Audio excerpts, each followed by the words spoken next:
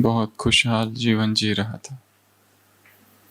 सब कुछ था, पैसे, नौकरी, आज्ञाकारी बच्चे, पत्नी, मित्र संबंधी। ऐसा कुछ नहीं था जिसकी कमी थी। फिर भी जब जब किसी सत्संग में जाकर बैठता था तो अंदर एक खालीपन सा छा जाता था। बार बार सत्संग के शब्द कानों पर पड़ते थे। परमात्मा, खोज, मोक्ष, निर्वाण, मुक्ति, संन्यास।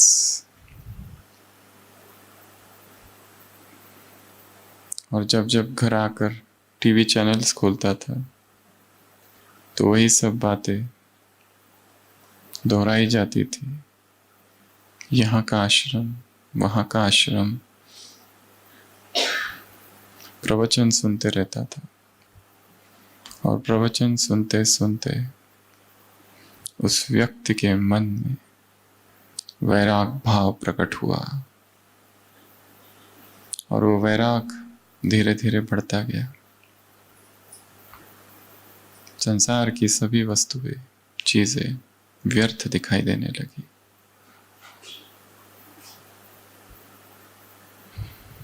वो जो कुछ करता था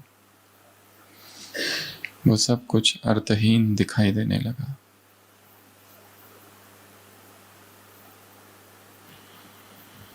और एक दिन वो निर्णय कर लेता है कि मुझे इस संसार का त्याग करना है और संन्यास लेना है।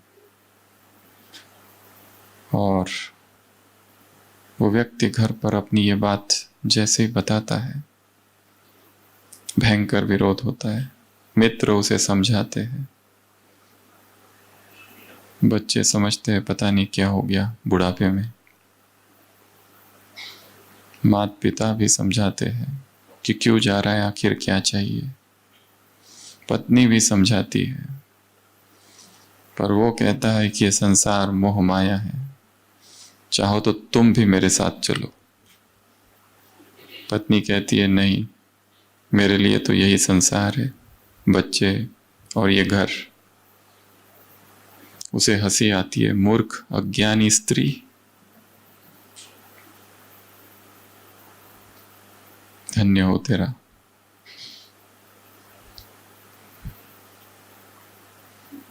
और वैरागी मन को जितना भी रोको, वैराग और दृढ़ होता है और बढ़ता है। आखिरकार सभी कोशिशें व्यर्थ हुई और वो निकल पड़ा। कई जगह गया, बनारस गया, हरिद्वार गया, ऋषिकेश गया, भिन्न भिन्न स्थानों पर गया। पर वहां जाकर उसे नई बात पता चली कि जिस आश्रमों में रहना पड़ता है वहां पर खुद का खर्चा खुद करना पड़ता है। वो तो अच्छा था, वो अपना एटीएम कार्ड साथ में लेके आया था।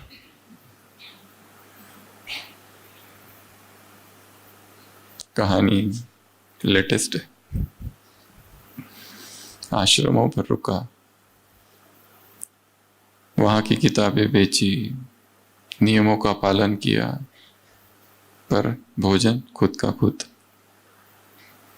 गुरुओं की आज्ञा मानी।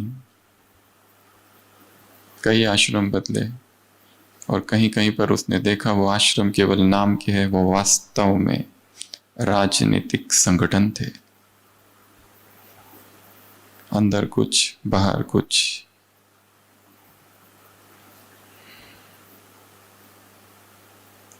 राम कथाएं सुनी, पर देखा कि जो सुना रहे हैं उनके बोल में और उनके कर्म में अंतर है। और उसने देखा कि यहाँ भी वही झूठ है, यहाँ वही पाखंड है। और फिर वो सोचता है अच्छा हुआ कि दूर हिमालय में चला जाऊं, क्योंकि उसकी प्यास ईश्वर को पाने की थी। और वो यहाँ देखता है ईश्वर ये लक्ष्य तो भूल ही गया है। लोग आश्रमों में रहते हैं परंतु कुछ और कर रहे हैं। तपस्या तो खो गई है। तपस्या जो करनी चाहिए वो हो ही नहीं रही है। तपस्या के नाम पर प्रचार और प्रसार मात्र हो रहा है। हिमालय पर जाता है और हिमालय के एक आश्रम में रुकने लगता है। भव्य आश्रम है, असंख्य सन्यासी है, छोटी आयु से लेकर बड़ी आयु तक। वहां रहने लगता है, अपना भोजन खुद बनाता है, खाता है। और एक दिन वहां एक छोटा सा बच्चा होता है, वो भी सन्यास लेने वहां आया हुआ है। उसे देखकर उसे आश्चर्य होता है। उस बच्चे से पूछता है, तुम यहाँ क्यों आए? वो बच्चा रोने लगता है, कहता है, मेरी माँ मर गई, मेरे पिताजी मुझे यहाँ छोड़ गए, मुझे अपनी मम्मी के पास जाना है, पर यहाँ मुझे कोई जाने नहीं देते। यहाँ सब लोग बातें करते हैं ईश्वर ईश्वर की, परंतु मुझे कुछ समझ नहीं आता है, मुझे वापस घर जाना है।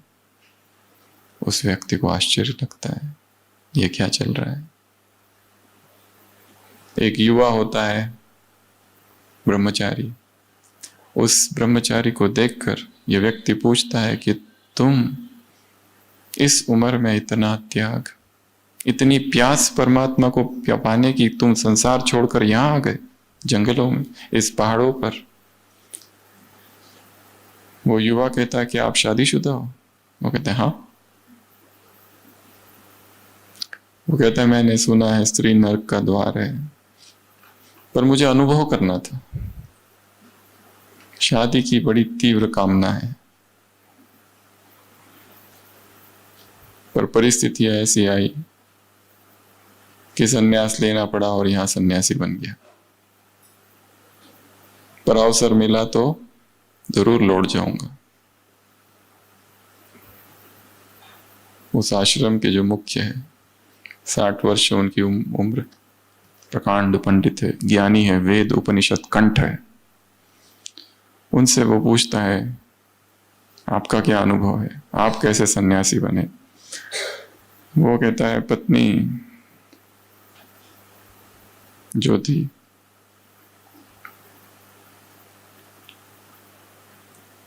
उसने धोखा दिया, वैराग आ गया, इसलिए यहां पड़ा हूं।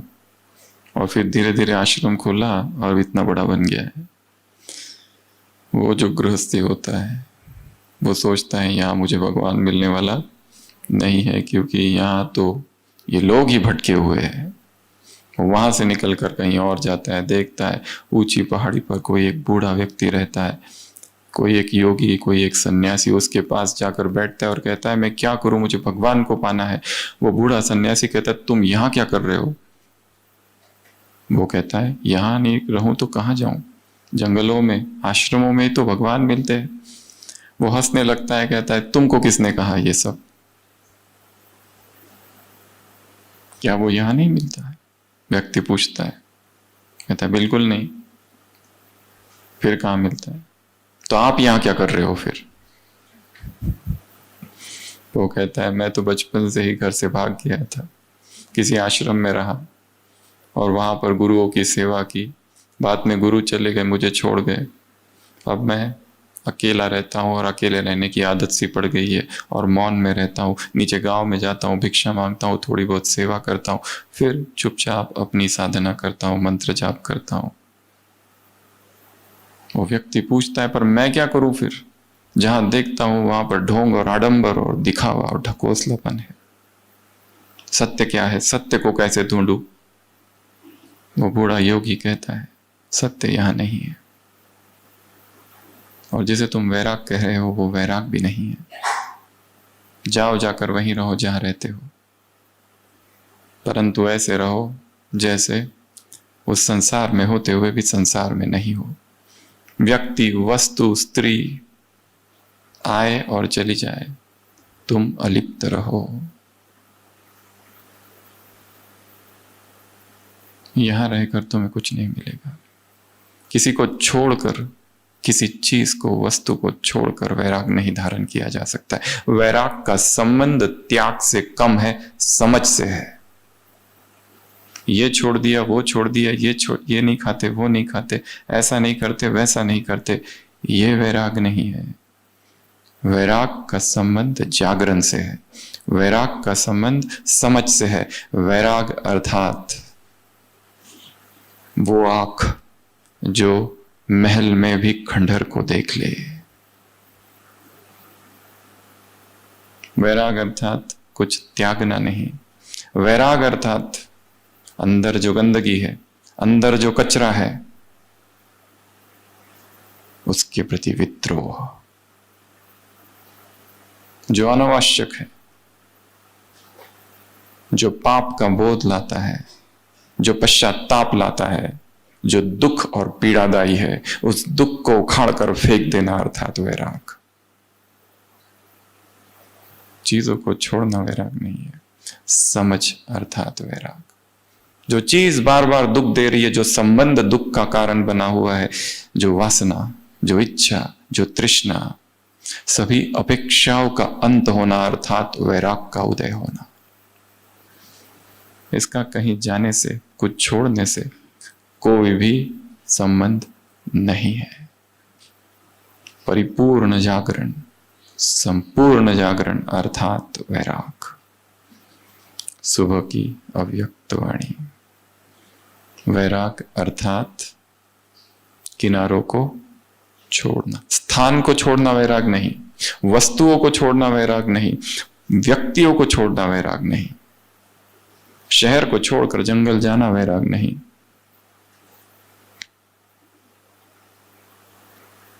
किनारों को छोड़ना, क्योंकि किनारों को क्या कर दिया गया है?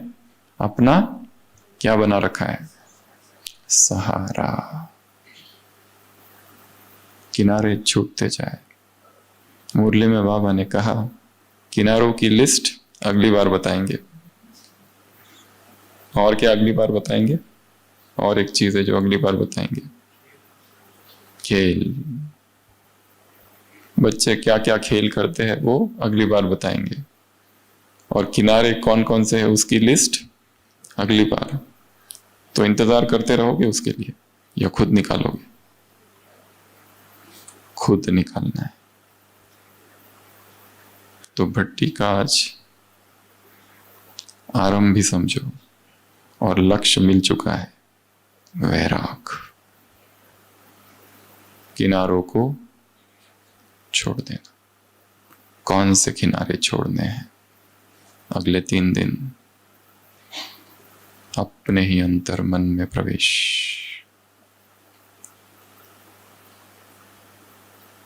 किस संबंध ने पकड़ रखा है? किस वासना ने पकड़ रखा है? किस एडिक्शन, किस व्यसन ने पकड़ रखा है? कौन सा संस्कार, कौन सी गलती, कौन सी कमी,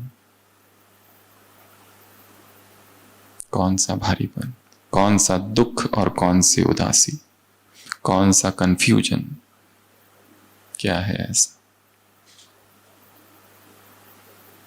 काम बड़ा है तो मन को शांत कर दो और एक छोटे बालक की तरह बन जाओ, एक साधक की तरह। समर्पण भाव।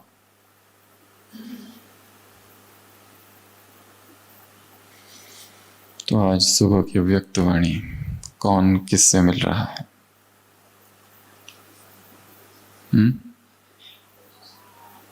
सुनी है या पढ़ी है या दोनों ही नहीं किया है? सुनी है कि पढ़ी है? सुनी भी है और पढ़ी भी है।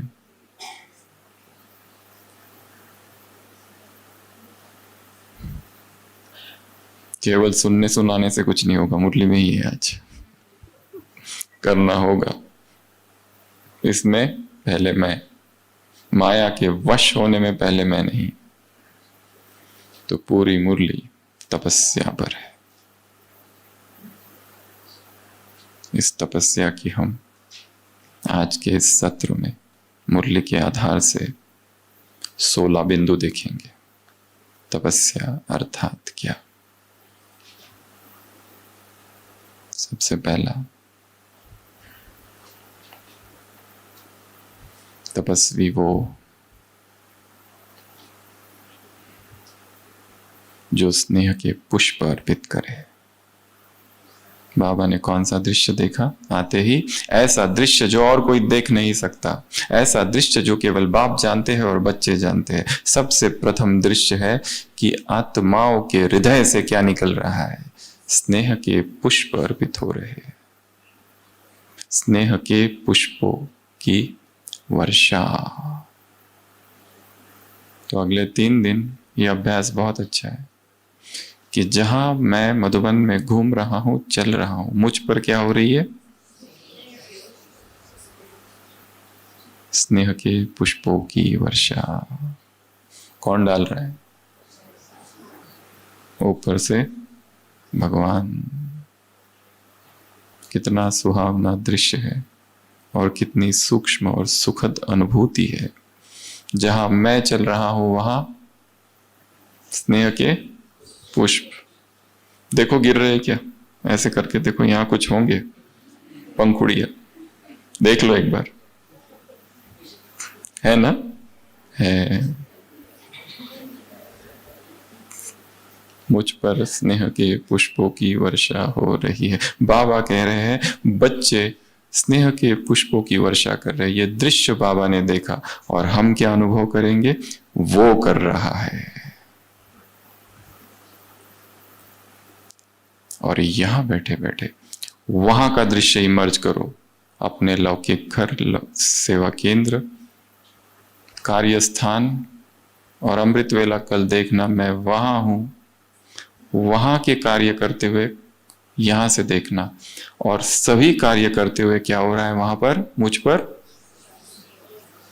मुरली सुन रहा हूं, सुना रही हूं, कोर्स कर रहे, करा रहे, जो कार्य वहां है, गाड़ी चलाना, ट्रैफिक, ऑफिस, सब कुछ करते हुए वहां पर मुझ पर क्या हो रहा है? स्नेह की पुष्पों की वर्षा। किसी मुरली में बाबा ने कहा था रेन्स ऑफ गोल्डन फ्लावर्स। कौन से पुष्प? सुनहरे, स्वर्णिम, स्वर्ण फूल। पर किस पर होगी? यह भी एक प्रश्न है। सब पर?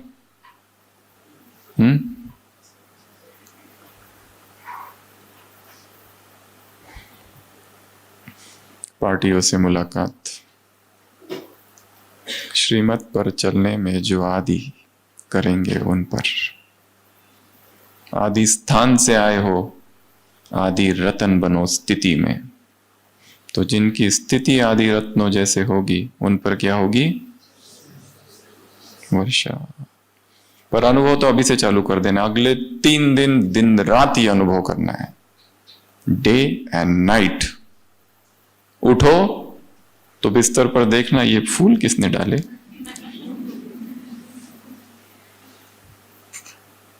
बार बार बार, सतत सतत सतत, निरंतर पकड़ लो इसको कि वर्षा हो रही है, वर्षा हो रही है, वर्षा हो रही है, वर्षा हो रही है। तपस्वी अर्थात जो अपने हृदय के पुष्पों से बाप पर स्नेह की वर्षा करे और उस पर हो, यह हमारा अभ्यास।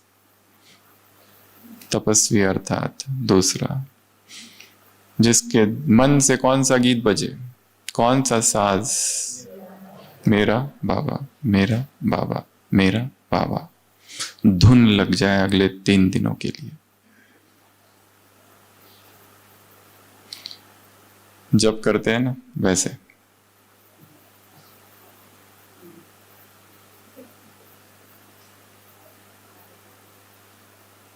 गीत गाते रहना अंदर ही अंदर अंदर अंदर अंदर। टाइम मिला तो चालू कर दो, मेरा बाबा, मेरा बाबा, मेरा बाबा। स्थूल में और मन में कहने मात्र से ही समीपता का अनुभव होगा।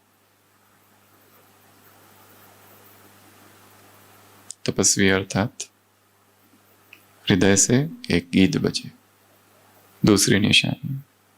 तीसरी, तपस्वी आत्मा अर्थात तपस्या अर्थात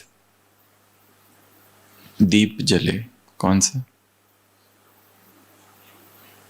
कौन सा? मुरली सुनी है ना?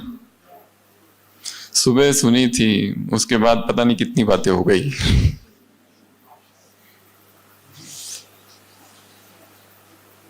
कौन से दीप? ये मिलन जो है उसकी शुभ आशाओं के दीप, अर्थात निरंतर मिलन हो रहा है। वो और मैं अकेले अलग अलग हूं ही नहीं। My father and I R one. My father and I R one. वो और मैं एक हूं। या फिर तुम तो यहीं कहीं बाबा मेरे आसपास हो। देख लो एक बार, बाजू में बैठा तो नहीं है, या तो पीछे होगा कहीं, या तो सामने, पर है। आते नजर नहीं, पर है। भगवान देखने की चीज नहीं, अनुभव करने की चीज है, ऐसा भक्ति में कहते हैं। तो तीसरा अभ्यास, दीप जला रहे, मिलन का दीप, शुभ आशाओं का दीप, निरंतर मिलन हो रहा है। वैराग की एक परिभाषा ये है,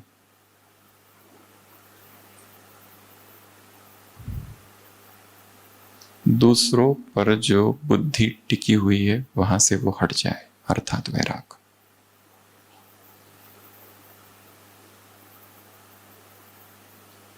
एक फ्रांस का फिलोसोफर कहता है, the other is hello, the other is hello. अपनी बुद्धि को दूसरों से हटा दो। चौथा, तपस्वी आत्मा, अर्थात कहां बैठी है वो? बाबा ने क्या कहा? ये तख्त कैसा है मेरा, विशाल। जो भगवान के दिल तख्त पर निरंतर बैठी है वो है तपस्वी आत्मा। तो क्या अनुभव करेंगे? मैं कहां बैठा हूं, कहां बैठी हूं? कौन से सोफे पर, कौन से तख्त पर, कौन सी सीट पर? ताऊसी तख्त, दिल के ताऊस तख्त पर तू दिल वाला है। हमारे तख्त पर वो बैठा है, पर बाप के दिल तख्त पर कौन बैठ सकता है? एक अव्यक्त वाणी थी 2010 की, जिसमें बाबा ने शुरुआत में ही पूछा था कि भगवान के दिल तख्त पर कौन बैठ सकता है? उत्तर था बाबा का, जिसने बाप को अपने दिल तख्त पर बिठाया है वही बैठ सकता है। और भगवान का जो दिल तख्त है कैसा है? बहुत प्योर, बहुत ज्यादा पवित्र, जिसमें जितनी प्यूरिटी की पावर होगी वही उस तख्त पर बैठ सकते हैं। बाकी सब फिसल जाएंगे क्योंकि बहुत स्लीपरी है।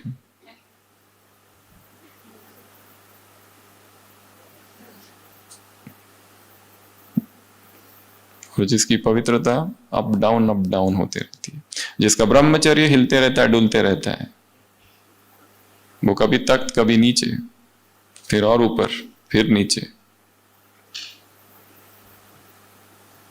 और जो निरंतर अखंड प्यूरिटी में स्थित होते हैं, सुबह भी, दोपहर में भी, शाम को भी, सोते समय भी और नींद में भी, कहीं पर भी, किसी संकल्प में, किसी स्वप्न में कोई देह आकर्षित नहीं करता।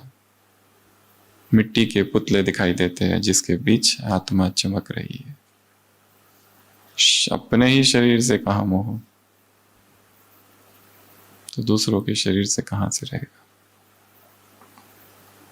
तो चौथा, तपस्या अर्थात निरंतर भगवान के दिल तख्त पर बैठना। याद रखना, सारी पॉइंट्स फिर से पूछेंगे लास्ट में। और जिन्होंने आज की मुरली नहीं पढ़ी है, इस क्लास के तुरंत बाद बिना मुरली पढ़े सोना मना है।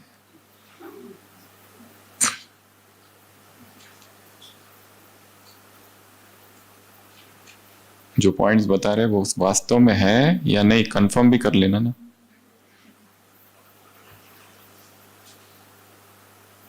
तो ये 4। पांचवा, फिर बच्चे बाबा से बातें कर रहे, उलाहने दे रहे हैं, परंतु बाप फिर भी पदम गुना याद प्यार दे रहे हैं। ब्रह्मा बाप अव्यक्त फरिश्ता बने, किस लिए? सेवाओं के लिए। परंतु आज अव्यक्त से व्यक्त हुए, तो यदि बाप से प्यार है तो तुम्हें क्या करना है? व्यक्त से अव्यक्त बनना। ये है स्नेह का रिटर्न। बाप अव्यक्त क्यों बने? आप समान बनाने के लिए। तो पांचवा, तपस्वी अर्थात ब्रह्मा बाप समान, जो व्यक्त से अव्यक्त बने। और अव्यक्त बनने के लिए 2 काम करने हैं जो भट्टी में आए हैं। तीसरा है वो बाद में बताएंगे। पहला, क्लास के तुरंत बाद जिससे बातें करनी है कर लो और मोबाइल स्विच ऑफ। कब खुलेगा? भट्टी का जब लास्ट सेशन होगा उसके बाद। कोई भी इलेक्ट्रॉनिक्स अगले 3 दिन हमारे शरीर को स्पर्श ना करे, ठीक है? बड़ा भारी काम है ये, पर 3 ही तो दिन के लिए आए हैं और बहुत कुछ लेकर जाना है। जो प्रशासन में है, जिन्हें प्रबंध करना है, उनकी बात अलग, वो 1-2 लोग, वो बहनें, पर बाकी सभी जिससे बात करनी है कर लो, बाकी संसार से connection cut off, no contact, किसी से भी नहीं। दूसरा काम, आपस में बातचीत बंद, कोई शेयरिंग ऑफ एक्सपीरियंस नहीं। जब बोला जाएगा यहां आकर शेयर करो, उस दिन शेयर करना लास्ट, तब तक कुछ नहीं। बोलते बोलते तपस्या नहीं होती है। हाँ, जो केवल मनोरंजन के लिए आए हैं, जो केवल घूमने के लिए आए हैं, उनके लिए ठीक है, जो करना है करो। पर हाँ, यदि कोई दूसरा गंभीर साधक यदि तपस्या कर रहा है और गंभीरता से कर रहा है, तो उसकी तपस्या बोलकर भंग नहीं करनी है। कम से कम ये पुण्य तो करो, ये बड़ा काम है। चुप, जितना हो सके मौन। बिना मौन के कोई तपस्या नहीं हो सकती। खाना खा रहे, थोड़ा बोलना पड़े, धीमी आवाज में और कम, पर लक्ष्य रखो 100% मौन का। तो कहाँ थे हम? पांचवा, अव्यक्त अर्थात व्यक्त नहीं, बोलना व्यक्त भाव है। छठवा, मुरली में बाबा ने कहा, बेहद तपस्या का मुख्य आधार या मुख्य साधन है बेहद का वैराग। और वैराग की परिभाषा आज की मुरली से किनारे छोड़ना। तो कल सारे दिन भर ये काम करना है। मेरे जीवन में मैंने कौन से किनारे पकड़ रखे?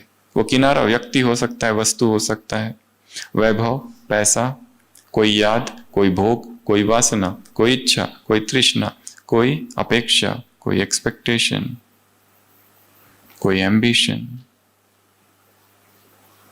कुछ भी हो सकता है। उसको आइडेंटिफाई करना है, उस बात को आइडेंटिफाई करना है जो मेरे और भगवान के बीच है। वैराग अर्थात वो हर बात को उखाड़ कर फेंक देना जो उसकी और मेरे बीच आ रही है। तो छठवा, तपस्वी आत्मा कैसी होगी? वैरागी। आंख कहीं ना डूबे, सारी वस्तुएं संसार की देखते हुए ऐसे देखो कि जैसे आ रही है और जा रही है, अनित्यता।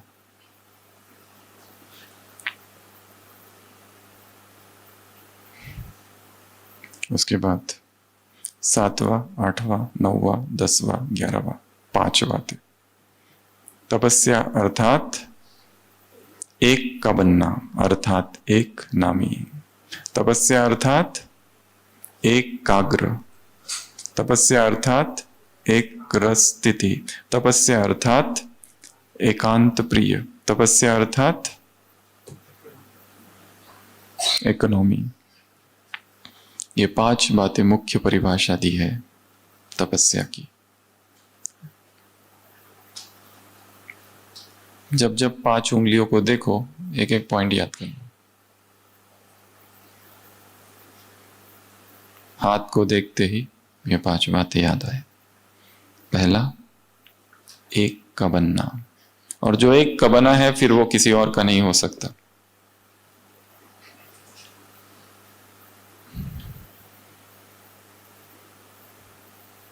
मन और शरीर एक को दिया है,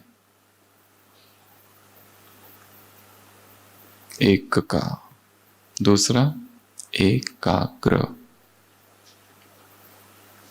एकाग्रता तभी आती है जब हम फोकस हो जाते हैं। सुबह सुना रहे थे, शिव बाबा ने एक बार प्रोग्राम दिया था कुछ भाइयों को मधुबन में। 3-4 भाई, जगदीश भाई थे, ओम प्रकाश भाई थे, और 1-2 भाई थे। 3 दिन का, 3 दिन एक ही कमरे में रहना, 3 दिन मौन, आपस में भी किसी से बात नहीं करना, 3 दिन फलाहार, और 3 दिन परमधाम शिव बाबा को याद करते रहना। ये 3 दिन का प्रोग्राम कभी दिया था भाइयों को बाबा ने। और ऐसे छोटी छोटी भट्टियां कंटिन्यूअस होती रहती थी शुरुआत में। तब सेवा इतनी नहीं थी तो नॉन स्टॉप भट्टियां। अभी सेवाओं का विस्तार बहुत है, परंतु उस विस्तार में से भी अभी समय मिला है ये 3 दिन का, तो जितना हो सके गंभीरता से साधना करनी है। यहाँ क्या हो रहा है, वहां क्या हो रहा है, इससे बात करो, उससे बात करो, इधर मिलू उधर मिलू, मधुबन में आए तो ढेर सारे काम करके जाऊं, तपस्या रह जाएगी। और यहां से जब जाएंगे तो केवल याद रहेगी बहुत अच्छी भट्टी हुई थी, सब मिले थे, बहुत खुशी हुई थी, बस। परिवर्तन नहीं होगा। परिवर्तन बड़ी गहरी साधना है। तो ये 5 बातें, एक रस, एकाग्र मन बुद्धि, फिर एक रस स्थिति। 3 दिन का भी अगर मन को एकाग्र करने का अभ्यास और एक रस रखने का अभ्यास करो तो यह अभ्यास कई दिन चलेगा। 3 दिन यदि कर लिया तो कई दिन चलेगा। जहां जहां संसार में मन जाए वापस उधर लाओ इसको। इस मधुबन के कैंपस से जितना हो सके बाहर कहीं नहीं जाना है। कहीं पिकनिक के लिए जाते हैं बाबा पहाड़ी, वो अलग बात है, पर इधर उधर घूमने के लिए व्यर्थ में कहीं नहीं जाना है। कैद कर दो अपने आप को, सेल्फ इंड्यूस्ड क्वारंटीन। इकोनॉमी अर्थात खजाने व्यर्थ न गवाना। और सबसे बड़ा खजाना कौन सा है? समय और बोल। तो अगले 3 दिन के लिए यहां पर लॉक लगा दो। जब तक ये बंद नहीं होगा वर्बल डायरिया, तब तक मन का मौन भी नहीं होगा। मन का मौन आगे की स्टेज है।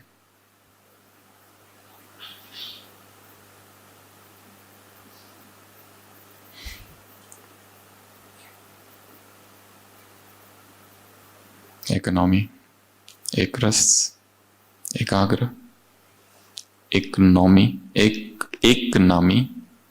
और 5वां एकांत। अगले 3 दिन सोचो कि मेरे अतिरिक्त यहां और कोई भी नहीं है। सन्नाटा। और जितना हो सके डाउनकास्ट आइज नीचे। आंखें जहां जाती है एनर्जी वहां फ्लो करती है। जिसको जहां जहां आंखें जाती है वहां क्या होती है? ऊर्जा भागती है। Wherever eyes goes, energy flows. इसलिए जितना हो सके इधर उधर देखते नहीं बैठना है, ये क्या कर रहा है, वो क्या कर रहा है। चुपचाप साधना। कितनी बातें हो गई? 11, 12। बाबा ने कहा शक्तियां तुम्हारा अधिकार है, तुम सब शक्तियां लो, यथाशक्ति नहीं, सर्वशक्तिवान हो। जितनी चाहे उतनी शक्तियां बाप से ले लो।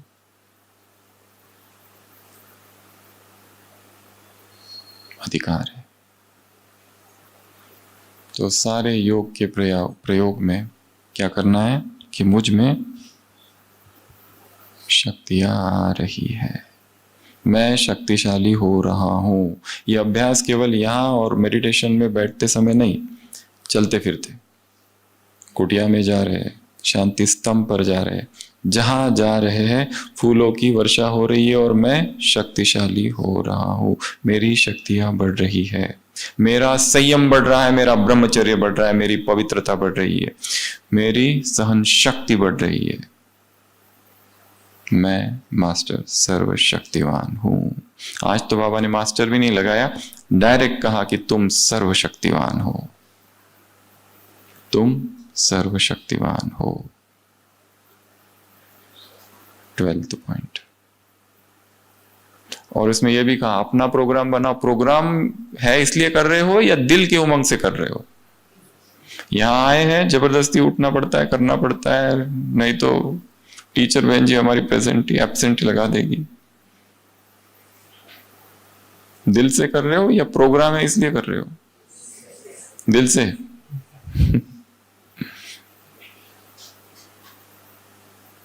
यह भी प्रश्न पूछा है मुरली में।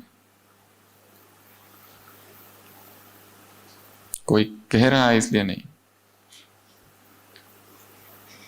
भट्टी करने के लिए आना पड़ता है, अर्थात जीवन में भट्टी नहीं हो रही है।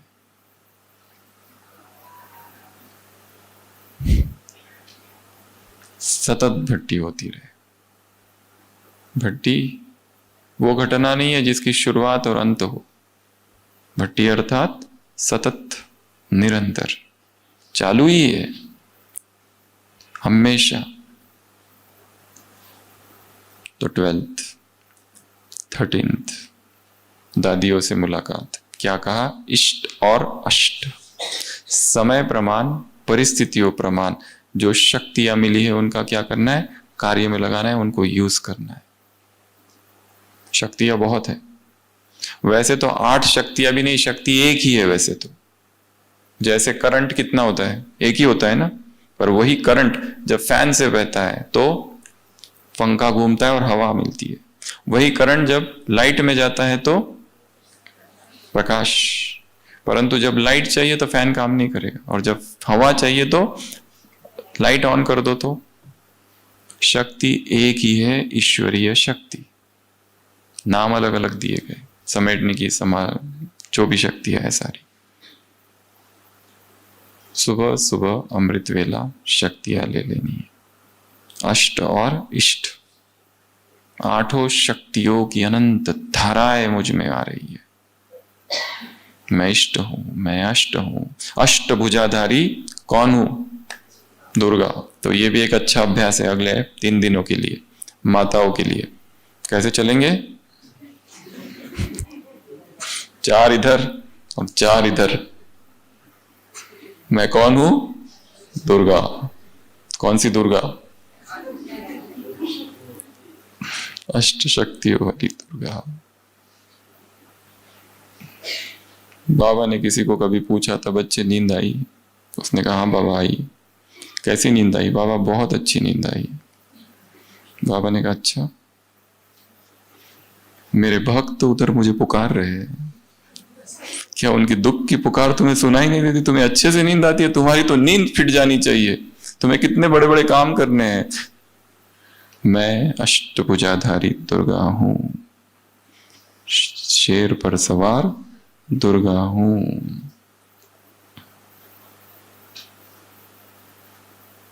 और थोड़ा दूर दूर चलना, ठीक है ना?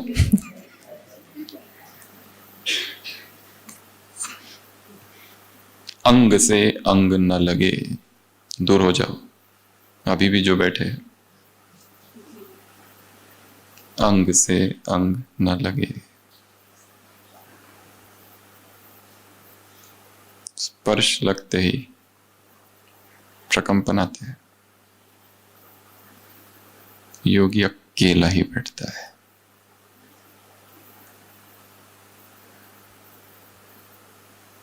हमारे ओपड़ी में जैन साध्वी आती है। यहाँ पर देलवाड़ा मंदिर है, तो वो जैन साध्वियाँ नीचे से पैदल आती है, पीछे के रास्ते से, कभी आबू रोड से। तो उनको कुछ कुछ तकलीफें होती है तो दिखाने आती है। रहती है 10 दिन रहती है, 15 दिन रहती है। कभी उनका मौन होता है तो एक व्यक्ति उनके साथ आता है जो कंप्लेंट बताएगा। पर उनका ऐसा नियम होता है कि वो आती है तो कई बार खड़ी रहती है। हम उनको कहते हैं बैठो, तो नहीं, वहां पुरुष बैठा था, बैठती नहीं है। वाइब्रेशंस।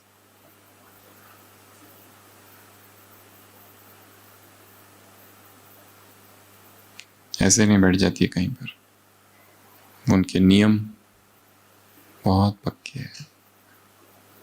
एडमिट भी होती है तो कई बार हमने देखा, जब एडमिट होती है बिस्तर पर नहीं, नीचे सोते हैं।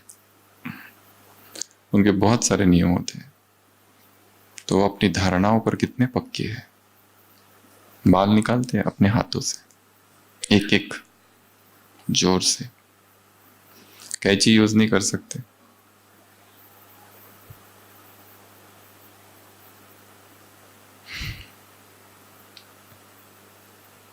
अष्ट और इष्ट, 12वीं या 14वीं पॉइंट संतरी दादी ने सुबह सुना ना क्लास में। गोसुन कमसुन दादी। बाबा ने शरीर छोड़ा अपने कमरे में, मम्मा ने शरीर छोड़ा अपने कमरे में। न हॉस्पिटल, न line, tube, drain, tubes, ventilator, कुछ नहीं। संतरी दादी ने शरीर छोड़ा, जशोदा मैया ने शरीर छोड़ा, मुरली सुनते सुनते। बाबा ने कहा अच्छा है, एवर रेडी हो, या जिज्ञासु याद आएगा या सेवा केंद्र याद आएगा? कोई याद नहीं आए।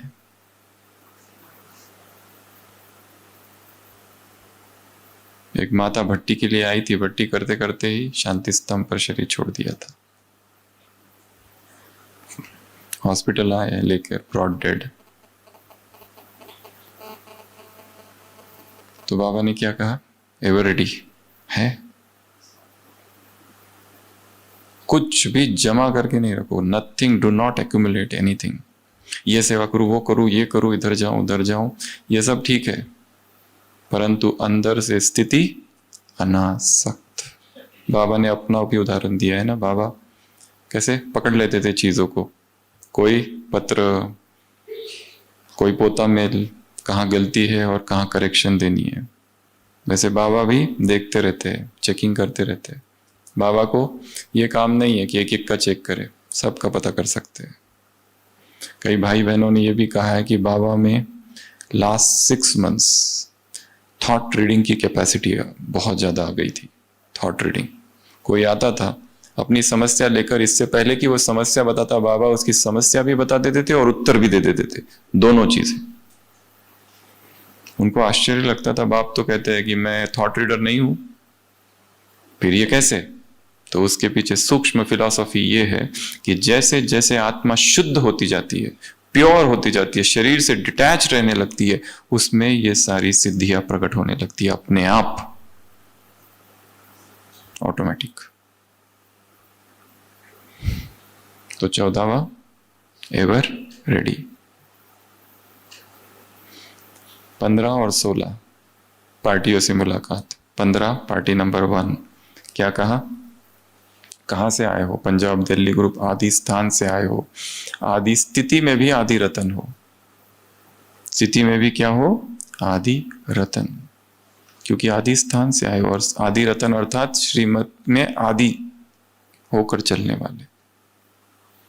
इसमें कोटों में कोई ही चलते हैं, परंतु जो इसमें चलते हैं उन्हें रूहानी नशा चढ़ता है, और जिनके पास रूहानी नशा है वो माया के नशे से छूट जाते हैं। और माया का कौन सा नशा है? पहनना, खाना, देखना, फूड, क्लोथ्स, साइट सीइंग, ये देखो वो देखो। माउंट में देखने जैसा क्या क्या है? तपस्या करने आए थे या साइट सीइंग करने आए थे?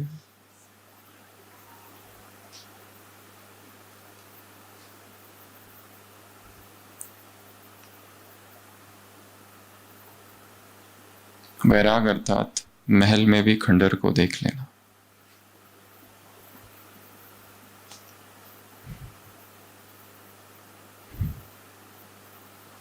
ये पहनूं वो पहनूं, ये खाऊं वो खाऊं।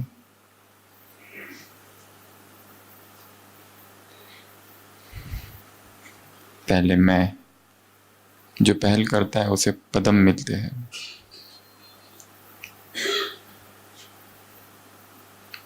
तो इसमें पहले करो, माया के वश होने में नहीं। तो 15वीं पॉइंट, नशा। कौन सा नशा? रूहानी नशा। और लास्ट पार्टी नंबर 2, कहां से आए हो? महाराष्ट्र, एमपी?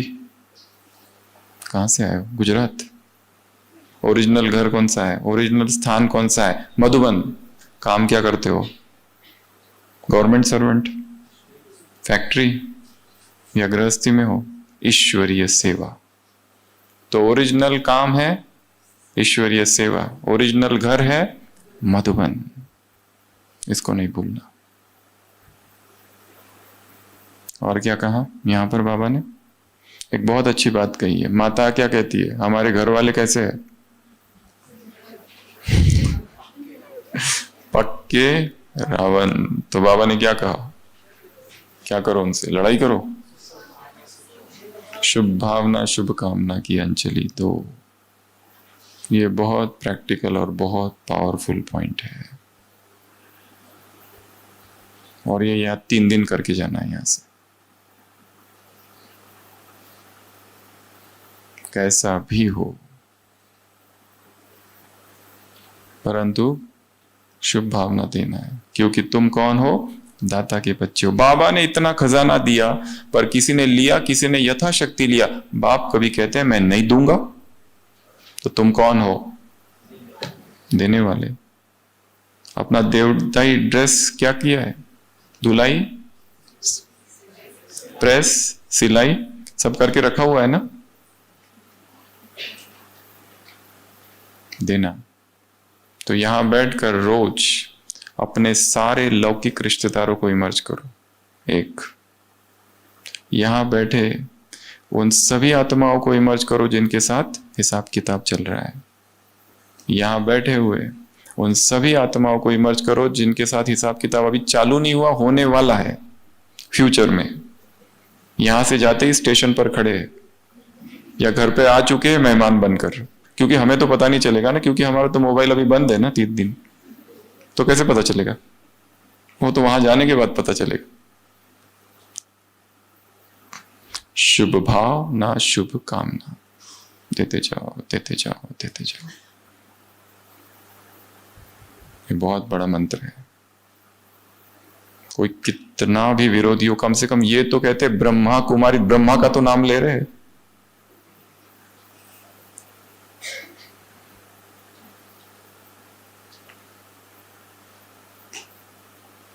पॉइंट नंबर 1,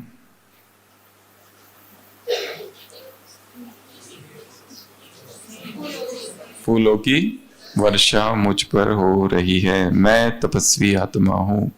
दूसरा, गीत गाए दिल में निरंतर, गीत गाते रहो, गीत गाते रहो, गाते रहो, गाते रहो। तीसरा, दीप, दीप बुझने ना पाए। चौथा, मैं कहा हूं? दिल तख्त पर। और अभी बैठो, इसके बाद उतरना ही नहीं, कभी उतरना ही नहीं। दिल तख्त पर ही बैठकर शरीर छोड़ देना अगर जरूरत पड़ी तो। अगर ऐसी बारी आई तो, पर उतरना नहीं वहां से। एक सूफी संत कहता है, प्रभु तेरे दरवाजे पर आया हूं, तेरे दरबार पर। आते आते एक्सीडेंट हो गया, फ्रैक्चर हो गया, अब यही रख लो, कहां जाऊं? जा नहीं सकता। अगला, 5वां, ब्रह्मा बाप समान, अव्यक्त फरिश्ता, अव्यक्त, व्यक्त नहीं, अनमैनिफेस्ट। छठवा बेहद का वैराग। सातवां, आठवां, नौवां, 10वां, 11वां एक रस, एकांत, एक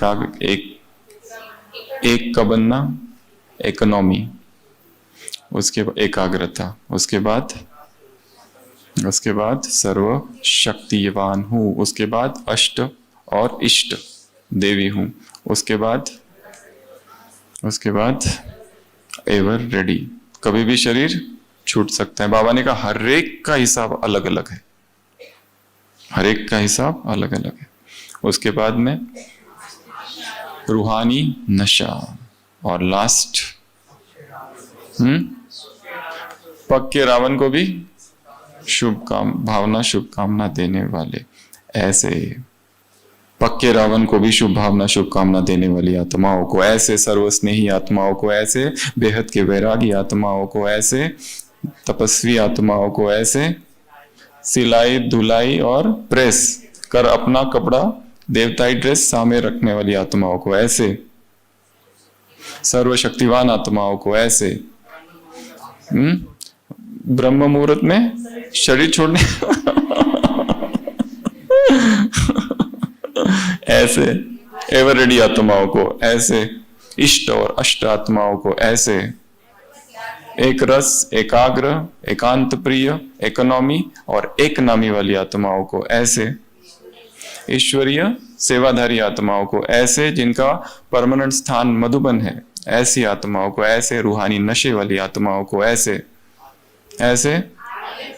आदि रतन आत्माओं को, ऐसे आदि स्थिति वाली आत्माओं को, ऐसे श्रीमत पर आदि से चलने वाली आत्माओं को, ऐसे दिल तख्त नशीन आत्माओं को, ऐसे अंत में आकर तीव्र पुरुषार्थ करने वाली आत्माओं को, ऐसे योग युक्त आत्माओं को, ऐसे शस्त्रधारी आत्माओं को वरदान, ऐसे